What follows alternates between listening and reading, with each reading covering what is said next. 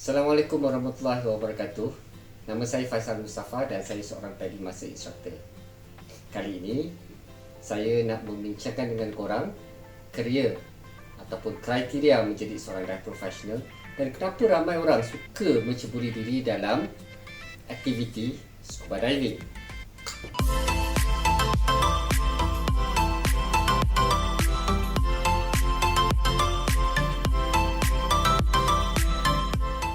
Kali ini saya tidak berkeseorangan. Saya bersama teman saya. Kenalkan diri kau. Saya Muhammad Azam Maksari. Saya seorang jurulatih selam scuba. Sama macam ni juga. Okey, kali ni kita nak membincangkan satu topik. Apa topik dia? Kita nak bincangkan. Kita nak membincangkan berkaitan dengan kriteria menjadi seorang dive professional. Kriteria Ha. Kriteria, Kau dah berapa lama menjadi dive professional? lebih daripada 10 tahun lah. Kalau Okey. ikutkan lebih daripada 10 tahun. Apa kriteria dia? Kriteria nak jadi seorang jurulatih profesional ni? Dive pro lah, Dive Pro. Okey. Sebenarnya nak jadi jurulatih selam scuba ni bukanlah orang kata macam indah seperti yang dikatakan. It's a very hard work. It's a very hard work to become a good dive instructor. Kalau ikutkan pengalaman jadi dive instructor ni, sebelum nak jadi dive instructor tu, you kena, nombor satu, you must be knowledgeable. You kena rajin baca, you kena rajin ambil tahu pasal dunia diving. You kena lebih interaksi dengan orang, and then yang paling penting you kena disiplin. Setiap apa yang you buat waktu diving, ikut prosedur, keselamatan tu diutamakan. Kalau boleh orang kata be more conservative. Sebab diving ni actually bukan kita punya orang kata macam rutin harian. Sebab kita berada di alam lain kan. So banyak faktor-faktor keselamatan yang kita kena ambil tahu, and then lebih berwaspada lah, especially kalau kita mengajar. Kalau kita nak belajar tu kata dari knowledgeable kan. Kalau kita dah jadi dive professional tu, siapa bahan rujukan kita nak belajar melalui apa? Kita sepatutnya belajar melalui pengalaman, ataupun kita yang penting sebagai dive professional ni tak sombong lah. Dia macam ni lah. Dia sebenarnya macam saya pun masih belajar lagi. Walaupun kita orang kata dah sampai macam okey lah, kita dah jadi dive instructor, tak semestinya kita akan membaga diri yang kita tahu semua. Sebab benda yang kita lakukan ni, dia punya dia punya input dia punya knowledge dia takkan habis. Sebab dia sentiasa ada benda baru yang akan kita belajar. Sama macam buoyancy kan. So sampai sekarang pun saya masih belajar buoyancy, macam mana nak stable underwater. Kita nak rasa calm underwater, kita nak rasa tenang. So benda tu from time to time kita develop lah, kita ambil knowledge, banyak membaca. Dan kalau boleh kita tanya dengan orang-orang yang lebih lama daripada kita ambil dia punya knowledge. Bukan semua kita tahu pun kan, dalam dunia laut ni bukan kita tahu semua pun, especially macam tu lah. Okey lah, kalau misalnya kalau kita mengajar tu, kita latar belakang student kita kan, macam-macam latar belakang. Ada yang cepat belajar, ada yang lambat belajar, ada yang kita tak tahu pelbagai latar belakang lah. Ini semua menguji kesabaran.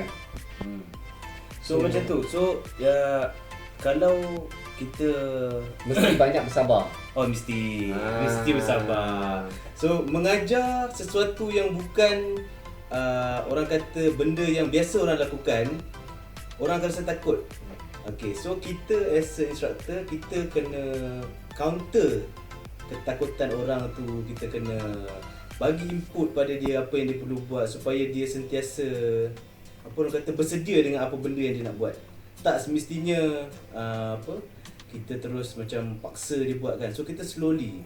Sebab macam kita dululah ambil open water, instructor kita macam mana kan, mesti dia sabar dengan kita. Mesti ada benda yang kita tak tahu. Mesti ada skill-skill waktu kita nak buat tu pun yang kita tak tahu. Dan dia pun macam kita rasa sekarang. Okay. So Okey lah, kalau misalnya kau nak menahan sabar, macam kita dah tak boleh tahan sabar, tapi kita kena act as a professional. Kita kena tunjuk yang kita bersabar untuk melayan kerenah dia. Apa tips kau untuk melayan kerenah-kerenah orang yang macam menguji kesabaran tu? okey, dia macam ni. Dia macam ni. Satu, bila kita nak teaching, kita kena open minded. Kita kena open mind yang budak ni tak tahu apa-apa. So tak tahu apa-apa, kita nak kena bagi input pada dia untuk dia belajar supaya dia dapat apa yang dia nak. So kita bagi macam cakap tadi lah, kita kena apa? Kita kena slowly dengan dia. Okey, buat macam ni, buat macam ni, buat macam ni. Encourage dia. Apa kata, kalau misal kata dia rasa macam down, kita talk to him or talk to her, bagi dia semangat supaya dia tak apa? Dia tak macam rasa rendah diri kalau macam kata, because kalau dia belajar in a group kan, contoh dia tak dapat, orang lain semua dapat, so dia rasa macam ni lah, macam tak best lah kan, orang lain semua dapat, macam orang lain menyusahkan dia kan. So kita encourage dia, bagi tahu dia banyak pengalaman kita mengajar student yang macam ni. Ada yang student macam ni cepat tangkap, ada student yang lambat. So bukan pilih kasih lah, kita kena sama rata. Satu lagi Nazar kan, masa kita mengajar tu, dia benda tu bukan senang nak belajar scuba diving ni. Bukan senang. Terutama sekali apabila dia nak macam 5 hari 4 malam, dia nak cepat, nak cut course macam tu semua. Tapi kita kena siapkan dia punya kurikulum dia berdasarkan standard semua sekali, habiskan supaya dia certify mengikut kriteria, memenuhi kriteria sebagai certification itulah. Separuh jalan dia dah macam give up. Okay? So kita kena tanya dia balik, kenapa dia ni give up? Takkan dia give up sebab in the first place, kenapa dia enroll kelas ni? Dia mesti ada minat. Sebab kau ada pernah salahkan diri kau tak? Kalau misalnya dia halfway tu dia nak give up, dia dah tak nak buat, kau pernah salahkan diri kau tak? Okay. Aku gagal. Okey, dia macam ni tau. Daripada pengalaman aku mengajar, daripada pengalaman aku diving, apa yang aku nampak, bukan semua orang boleh diving. Bukan semua orang. Tapi dia orang nak, dia minat. Dia minat, tapi bukan semua orang. Sebab apa? Kadang-kadang dia orang punya mindset is, okey, kau nak dengar, jom kita pergi diving. Kita belajar. Dia punya eager untuk belajar, nak pergi ambil lesen tu bukan sebab diri dia, sebab dia nak ikut kawan. Itu masalah. Dan kadang-kadang ada orang kata confirm lulus. Itu satu problem Sebab diving bukan confirm lulus. Dia ada step yang you kena ikut, prosedur dia tak boleh laju-laju. Macam aku dah tetapkan kurikulum aku. Contohlah, aku buat 5 hari 4 malam ataupun 4 hari 3 malam untuk open water. Termasuklah exam apa semua ni kan. Okey, habis. Kalau you nak shortcut 3 days 2 night, pada aku tak worth it untuk kau mengajar, untuk kau belajar. Sebab dia very compressed. Dan dia akan menimbulkan stres. Stres pada student and then stres pada kita juga. Akhirnya dia give up. Kebanyakannya macam tu lah. Sebab nak cepat datang pulang. Okey, 3 hari 2 malam boleh bang. Saya tak boleh. Saya punya standard is 5 hari 4 malam. Dia terpulang. Macam dulu aku pernah mengajar seorang tu, dia punya course diving dia open water seminggu. Tapi dia pagi petang tak ada. Relax. And then now she becomes a good diver. And then dah sampai professional level tu. Lagi satu kan, Azhar, aku rasa kan untuk jadi dive professional ni kita mesti jujur lah. Aku rasa jujur ni sebab kita berkomunikasi dengan orang yang customer kita kan.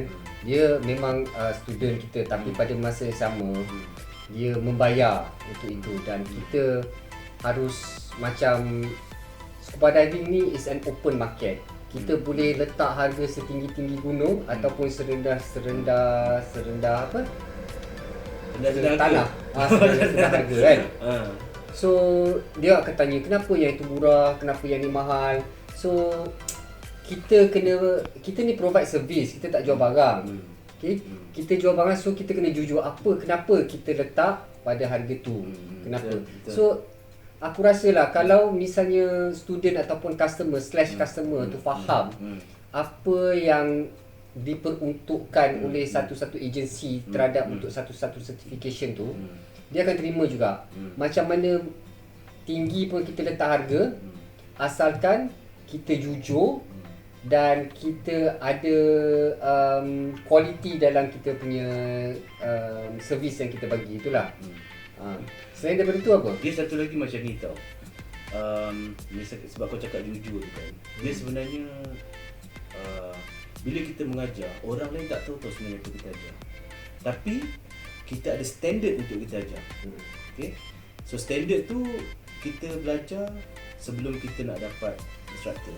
Kita masuk yalah, masuk development course kan tu. So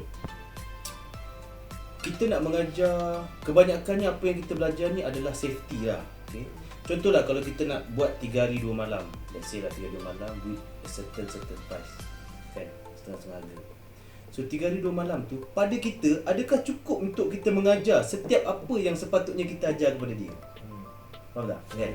So kita nilailah diri kita. So nanti bila kita dah ajar, kita rasa outcome kita tu betul tak pada dia. If anything happen kepada dia waktu dia tengah diving, ada tak aku ajar benda yang sepatutnya aku ajar? Kita bagi extra tak apa. Tapi kalau kita kurang daripada apa yang kita sepatutnya ajar tu, agak tak ni sikit lah. Lagipun sekarang ni dunia maya kan, dia boleh check kat sana, dia boleh check sini, dia tanya kawan dia kan, dan dia boleh membanding-bandingkan itu sebenarnya, kau dengan aku kan. Itu sebenarnya tak elok. Dia, tapi dia buat macam mana kan? Dia macam ni. Dia macam contoh macam aku dulu kan. Aku buat dive master, aku punya instructor 4 orang. Training 4 orang. So setiap dive master, setiap instructor aku ni berlainan organisation. Tapi aku pergilah sebab aku nak ilmu kan. So setiap instructor ni mengajar style lain. Setiap instructor ni dia bagi aku input lain. Setiap instructor ni aku input lain. Empat-empat ni bagi input yang similar tapi dalam bentuk cara yang lain. So bila aku ambil instructor course, pergi dive professional, ambil instructor lah especially. Lepas aku mengajar tu, aku kebanyakannya aku apply apa yang keempat-empat orang ni dah ajar aku.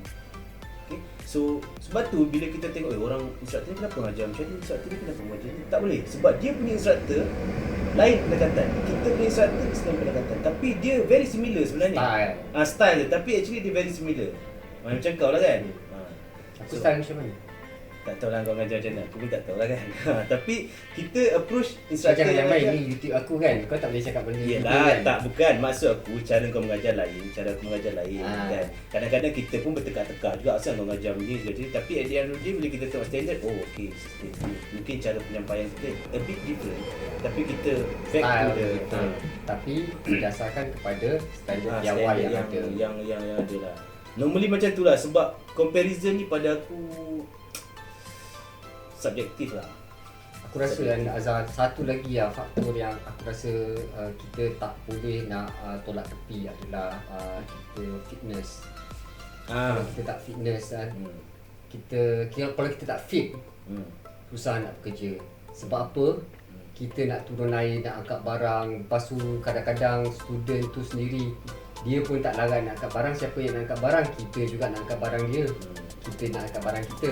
Dan sekiranya kalau kita tak ada fitness yang minimum standard yang ada kan, rasa kita tak boleh lepas. Yang tu memang lah, memang kita kena keep fit lah. Kalau boleh jogging, apa ni, buat aktiviti. Kau cakap kau jogging ke? Aku tak jogging, aku hiking lah. Okay. Kau boleh hiking tak? Aku tak hiking. Aku jogging. Kau jogging? Aku tak boleh jogging. Aku jogging, aku swimming. Okay, that's a good good untuk maintain your fitness kan. Yeah. So fitness kena jaga, jangan kerja makan tidur, lepas tu dive. Orang kata eat, dive, sleep. Ya, you can do, tapi kau kena jaga fitness kau juga lah. Satu persoalan yang ramai orang bertanya-tanya dan menjadi persoalan dan macam-macam jawapan yang kita terima. Kita nak jadi dive professional ni mesti financially strong ke? Mesti ada duit ke nak dapat ni?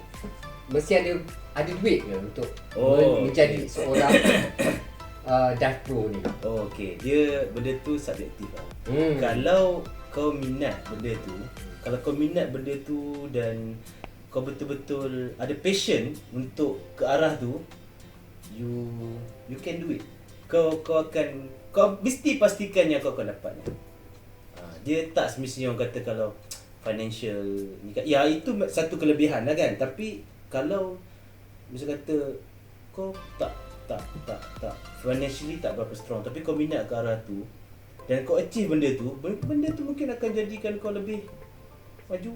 Sebenarnya ada option juga kalau kita tak berwang untuk mulakan untuk ambil instructor's course untuk jadi dapatkan sijil sebagai seorang jurulatih atau profesional. Di proses ni panjang. Tapi kalau kita tak itu bukan menjadi alasan lah. Kalau kita tunjukkan kita punya passion tu, orang akan percaya dengan kita dan mungkin dia akan sponsor ke, dipinjamkan duit ke, tapi kita kena tunjuk kesungguhan lah, macam kau cakap tadi lah, passion tadi mesti ada. So kalau separuh jalan, lepas tu tunjuk, lepas tu tak minat, lepas tu nak main basikal, lepas tu nak main tomoy, kan? Itu orang kata pendapat masing-masing. Tapi bukan saja dive instructor lah, apa saja benda yang kau minat untuk kau jadikan diri tu untuk kau dapat achieve pada level yang kau nak, kau mesti akan usaha. Itu je, mesti akan usaha. So dia punya orang kata apa, biasalah orang cakap kan, never give up. Macam tu lah kan. So macam tu lah, apa sajalah. Kalau dalam bidang diving, kalau you all nak pergi, kalau kita lah nak pergi sampai betul-betul ke instructor, you buat betul-betul, belajar daripada awal, open water tu betul-betul, during the dive master course buat betul-betul, passion tu betul-betul dah ada. Okay, I want to go for instructor, then pergi proceed. So dia punya konsistensi dia you kena ni tunjuk. Jangan separuh jalan lepas tu kita dah tinggal lama. Kan benda tu orang pun nampak macam orang tu betul ke dia ni kan nak buat jadi instructor. Sekejap-sekejap dia tak begitu fokus tentang apa yang dia nak buat. Sama ada dia nak menjadi scuba diving ni sebagai career ataupun sebagai rekreasi. Okay.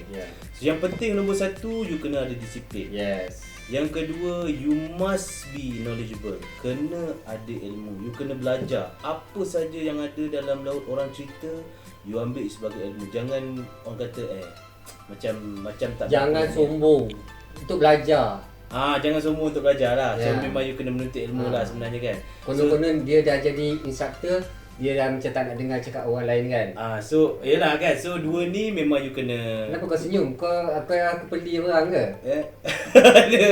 Kau jangan ni channel kau So ni ni channel aku boleh cakap apa-apa. So dua ni memang kau perlukan disiplin. Kau kena ada ilmu. Kau kena cari ilmu tu untuk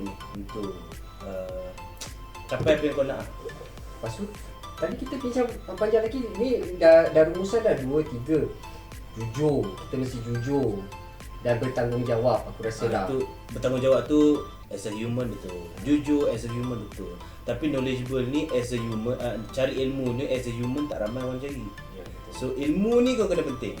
Bila ada ilmu, okay, kau akan jujur, kau akan tak sombong. Kita lebih merendah diri bila kita tahu ada ilmu. Sebab ramai lagi instructor yang lain dekat luar ni yang lebih senior, dia tak sombong tapi dia knowledgeable. So aku selalu ambil apa knowledge dia orang, dia cerita macam ni. So kita belajar progress lah. Yang akhir sekali fitness. Fitness, jaga fitness. Walaupun kita dah berumur tapi mungkin pada kau mungkin kau lah, tapi aku belum berusia lagi. Kita fit, orang pun pandang tinggi. Faizal. Okey, saya rasa kita sambung lagi perbincangan kita di channel ataupun di klip yang lain.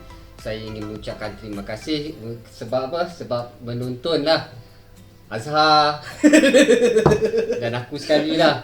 Dan terima kasih kepada Azhar sebab muncul dalam YouTube ni. Jangan lupa kalau anda suka, tekan like, tinggalkan komen, jangan lupa untuk subscribe. Jumpa lagi. Assalamualaikum. Bye.